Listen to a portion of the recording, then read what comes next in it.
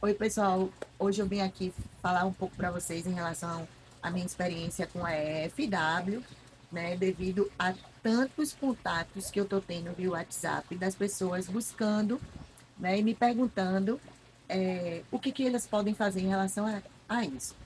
Então, hoje eu vou tentar mostrar um pouco da minha experiência, né? E do pouco que eu sei e que eu acho que o aquarista precisa saber em relação a esse parasita tão temido pela gente, né?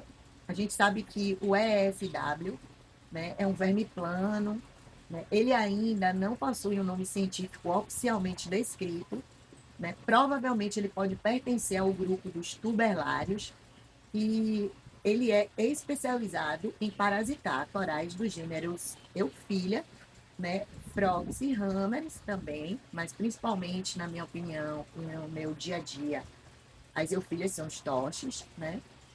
E apesar dele ser pequeno, né? Que às vezes a gente tira cada um, ele pode causar estragos enormes aí em nossos aquários. Então, o EFW, ele se aloja ali discretamente entre os tecidos do coral e a estrutura óssea, né? Muitas vezes ele passa despercebido pela gente. Ele vai se alimentar ali das partes mais delicadas da mucosa desse coral, né? E vai provocar retração dos pólipos, perda de tecido e, com o tempo, ele pode provocar também necrose, né, tecidual dos tentáculos. Se a infestação, né, ela não for percebida logo, o coral ele pode ir definhando completamente e isso pode evoluir para a morte desse animal.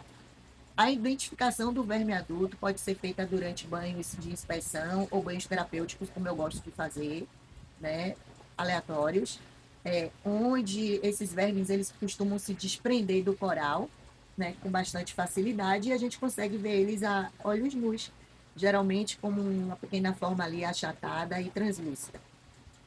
No entanto, pessoal, minha opinião, o maior desafio no controle desse parasita são os ovos. Por quê? Porque o EFW adulto ele vai realizar posturas diretamente no esqueleto desses corais, né? Em especial na base desses pólipos. Os ovos recém-postos, eles vão ter ali uma coloração alaranjada, depois eles ficam marronzados, depois eles vão ficando brancos. São visíveis a olhos nus, né? Com o tempo, eles vão evoluindo ali para uma massa ovígera pluricelular, de aspecto gelatinoso, depois ela vai ficando translúcida, né? E essa massa, ela protege esses embriões em desenvolvimento e permanece fortemente aderida ao esqueleto, né? O que vai dificultar a remoção e também a observação.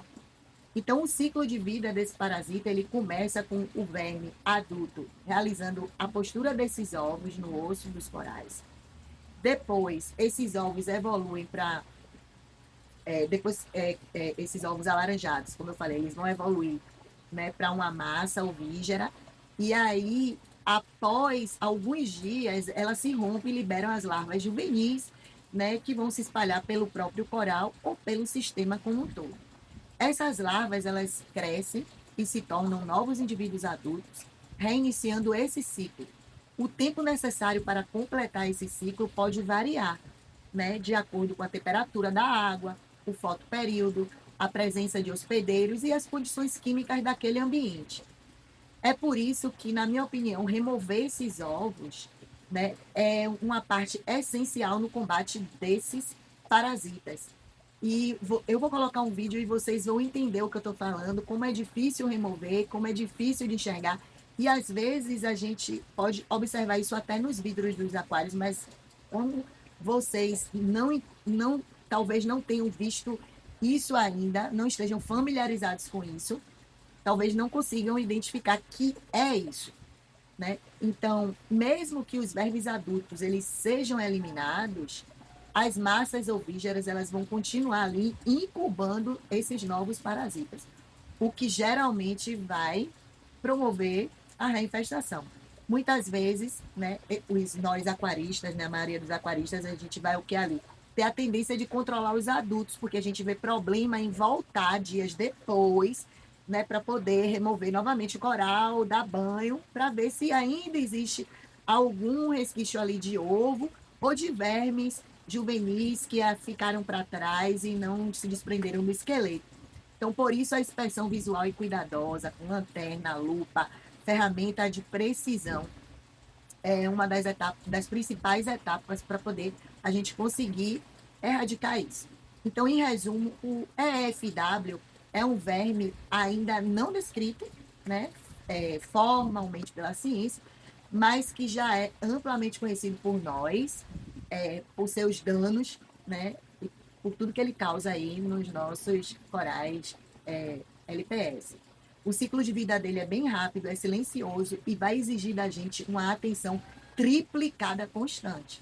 Então, conhecer e identificar os seus estágios reprodutivos é a melhor forma de proteger os nossos corais e evitar novas perdas. Vou colocar aqui o vídeo para vocês. Perguntas, podem perguntar à vontade e até a próxima.